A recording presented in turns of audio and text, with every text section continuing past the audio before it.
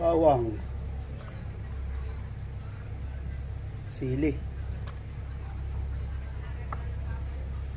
paminta. Huwag natin damihan, baka masyadong umanghang. Salang na mga idol. Magandang gabi sa inyo lahat mga lodi, mga idol ko sa buong mundo. Magandang hapon po. Papakita ko po sa inyo kung paano gumawa at magluto ng native tilapia. Ang pinakamasarap pong tilapia sa tingin ko sa buong Pilipinas kasi talagang malinamnam siya. Pero bago ang lahat, bago natin tuloy ating video, sana po huwag niyong kalimutang i-like ang ating video at napalaking tulong na po sa akin noon. Huwag na po natin patagalin mga idol. Tara na po, magluto na po tayo. Talagang napakasarap na itong aking lulutuin.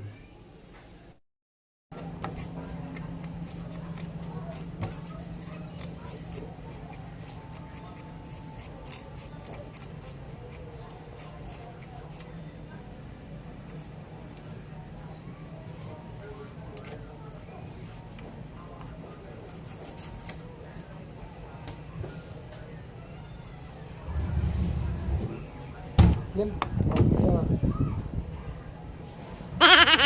Pas ng hangin.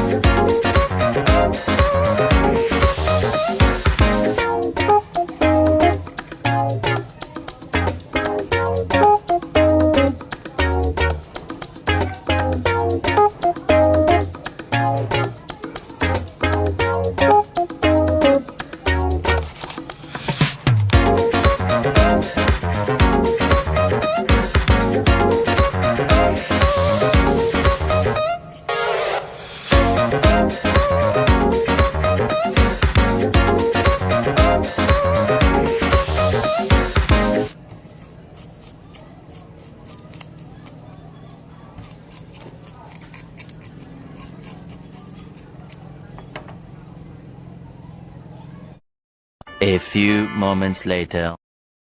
Ayan mga idol, nalinis na po natin at nahugasan na natin. Ito pong nakabukod na ito, itong 1, 2, 3, itong limang ito yung piprituhin natin. Tapos itong nakabukod naman sa pinggan, ito naman yung papaksiwin natin. Tapos nakahanda na yung mga sangkap. Yan lang naman po yung sangkap ng paksiw. Meron tayong paminta, sili, bawang, saka luya. So mamaya natin dagdagan ng konting, lalagyan ko ng konting asukal. O game mga idol, lutuin na natin. Dinalawang recipe ko kasi para bukas yung paksiw, kailangan magtipid, wala tayong pera. Yun, nahiwa natin ang sangkap. Ready na para lutuin.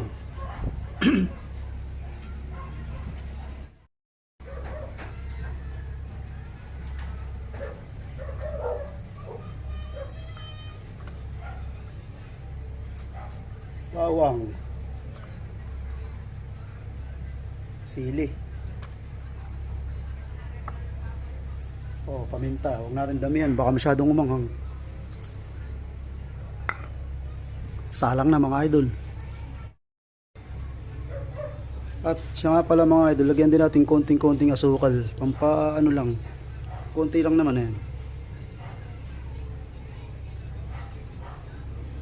Tapos okay na. At wag din natin kalilimutan, lagyan natin ng konting asin.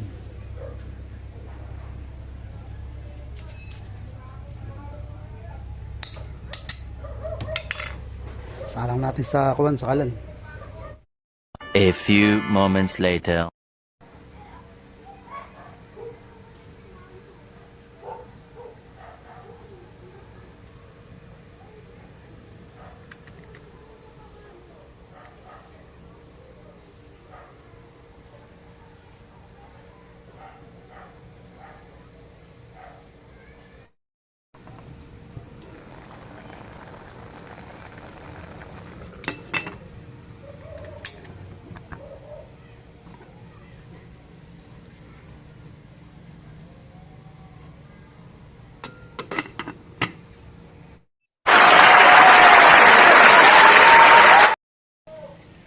Prito naman.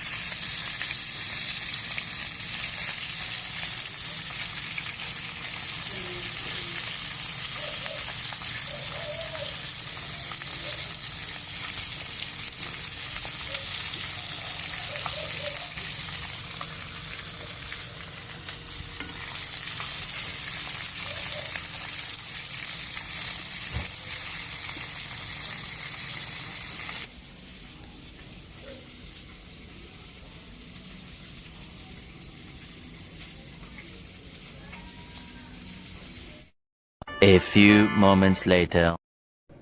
At sa wakas, mga idol, nakaluto rin ako. Gutom na ako. Kaya nating fried tilapia, tapos sausawan natin ang kamatis. Sariwan-sariwang kamatis. At ito, napakasarap ang bukas ng umaga. Yung aking paboritong paksiw na tilapia. Yan.